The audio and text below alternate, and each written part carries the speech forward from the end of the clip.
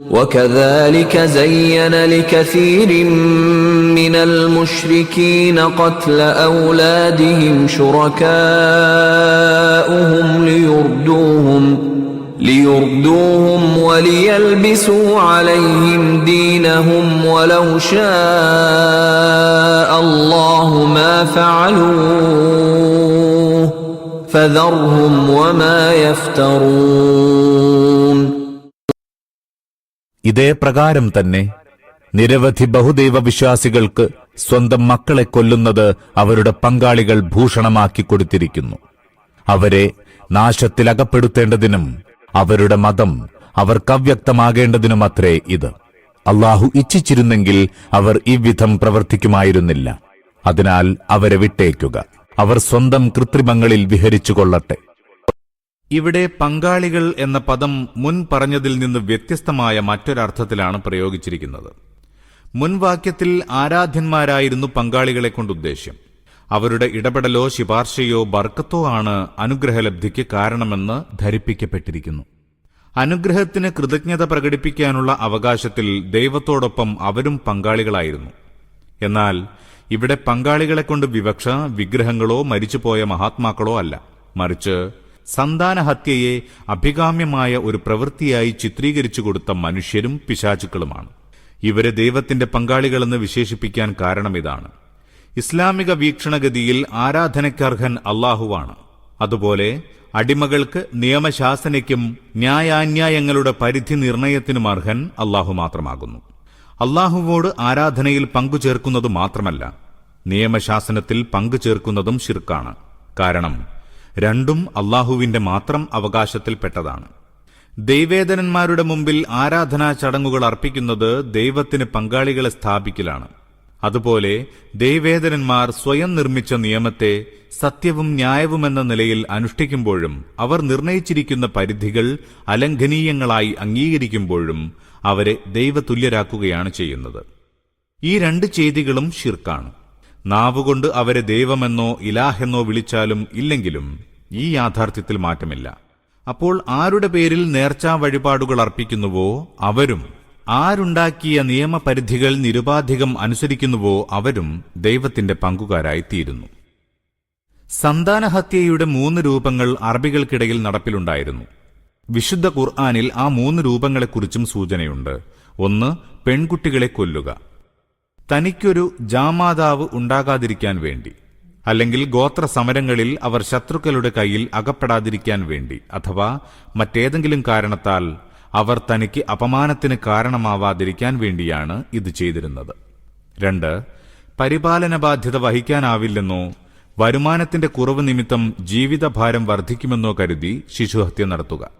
3, ആരാധ്യന്മാരുടെ പ്രീതിക്ക് വേണ്ടി സന്താനങ്ങളെ ബലിയർപ്പിക്കുക.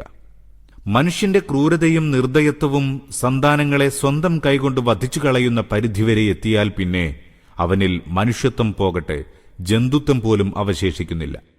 സന്താനഹത്യയുടെ അനിവാര്യ ഫലമായി സമുദായത്തിന്റെ രക്ഷകരും സ്വന്തം സംസ്കാരത്തിന്റെ അവകാശികളുമായ തലമുറകൾ ജനിക്കാതിരിക്കുകയോ ജനിച്ച ഉടൻ ഹനിക്കപ്പെടുകയോ ചെയ്യുന്നു. അതിനാൽ മനുഷ്യ സമൂഹത്തിന് പൊതുവിലും സ്വജനതയ്ക്ക് വിശേഷിച്ചും വമ്പിച്ച നാശം സംഭവിക്കുന്നു.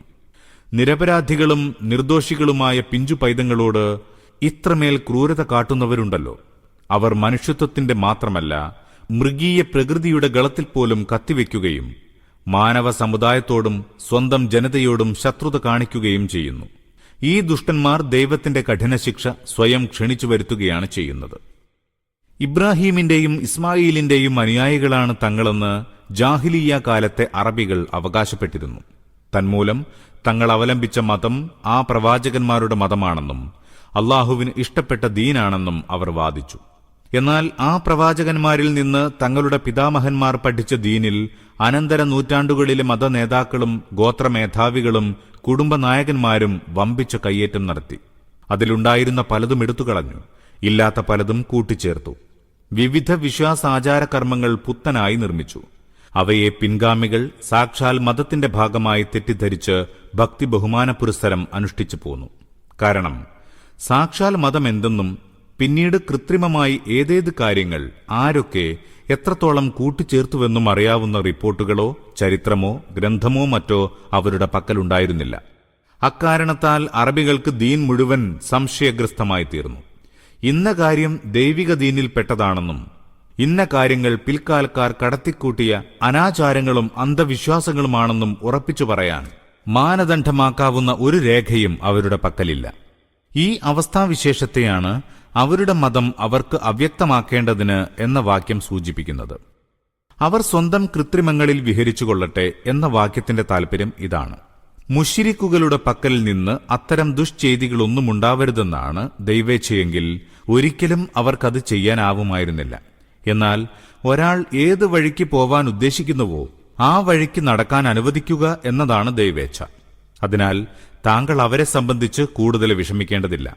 സത്യം യഥാവിധി മനസ്സിലാക്കി കൊടുത്തിട്ടും സമ്മതിക്കാൻ കൂട്ടാക്കാതെ ഓരോ ദുർവാദം കെട്ടിപ്പറയുകയും അതിൽ ശഠിച്ചു നിൽക്കുകയുമാണെങ്കിൽ അങ്ങനെ ചെയ്യട്ടെ. അതിനവരെ വിട്ടേക്കുക. അവരുടെ പിന്നാലെ സത്യവുമായി ഓടി നടക്കേണ്ടതില്ല. وقالوا هذه أنعام وحرث حجر لا يطعمها إلا من نشاء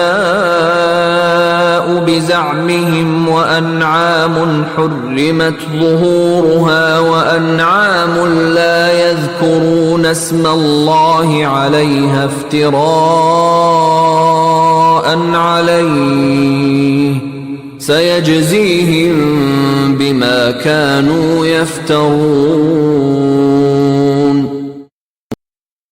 അവർ പറയുന്നു, ഈ കാലികളും വിളകളും വിലക്കപ്പെട്ടവയാകുന്നു. നാം ഉദ്ദേശിച്ചവർ മാത്രമേ അവ തിന്നാൻ പാടുള്ളൂ. എന്നാൽ അവരുടെ ഈ വ്യവസ്ഥ സ്വയംകൃതമാകുന്നു. വേറെ ചില കാലികൾക്ക് സവാരിയും ഭാരം ചുമക്കലും നിരോധിക്കപ്പെട്ടിരിക്കുന്നു.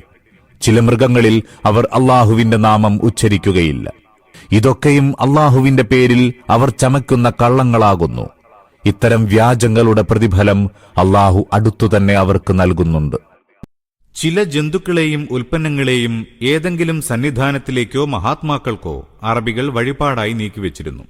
അവ എല്ലാവർക്കും തിന്നാൻ പാടുണ്ടായിരുന്നില്ല.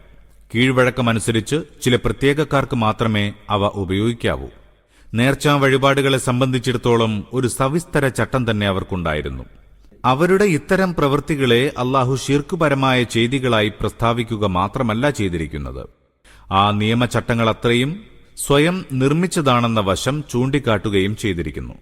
അള്ളാഹു പ്രദാനം ചെയ്ത ആഹാരവസ്തുക്കളിൽ നിന്നുള്ള ഈ അർച്ചനകളും നേർച്ചകളും ഒന്നും അവന്റെ കൽപ്പനപ്രകാരമല്ല. അവ തിന്നുന്നത് സംബന്ധിച്ച് ഇവർ ജൽപ്പിക്കുന്ന നിയമചട്ടങ്ങളൊന്നും അള്ളാഹുവിന്റേതല്ല. അതെല്ലാം ആ ദൈവധികാരികൾ കെട്ടിച്ചമച്ച നിയമചട്ടങ്ങൾ മാത്രമാണ്. ചില റിപ്പോർട്ടുകളിൽ നിന്ന് മനസ്സിലാകുന്നത് അറബികളുടെ ഇടയിൽ ദൈവനാമം ഉച്ചരിക്കാൻ പാടില്ലാത്ത ചില വഴിപാട് മൃഗങ്ങൾ ഉണ്ടായിരുന്നുവെന്നാണ്. അവയുടെ പുറത്ത് ഹജ്ജിന് സവാരി ചെയ്തുകൂടാ. കാരണം ഹജ്ജ് വേളയിൽ ലബ്ബൈക് അല്ലാഹുമ്മ ലബ്ബൈക് എന്ന് പറയേണ്ടി വരും. അതുപോലെ അവയെ കറക്കുമ്പോഴും പുറത്ത് സവാരി ചെയ്യുമ്പോഴും അറുക്കുമ്പോഴും ഭക്ഷിക്കുമ്പോഴും ഒന്നും ബിസ്മില്ലാ ചൊല്ലാൻ പാടില്ലായിരുന്നു. തദവസരങ്ങളിൽ നാവിൽ നിന്ന് ദൈവനാമം വീഴാതിരിക്കാൻ അറബികൾ വളരെ കരുതിയിരുന്നു.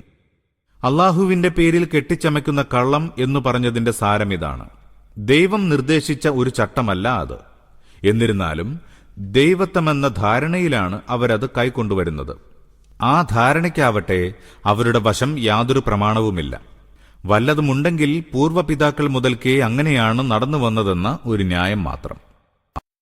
وقالوا ما في بطون هذه الأنعام خالصة لذكورنا ومحرم على أزواجنا وإن يكن ميتة فهم فيه شركاء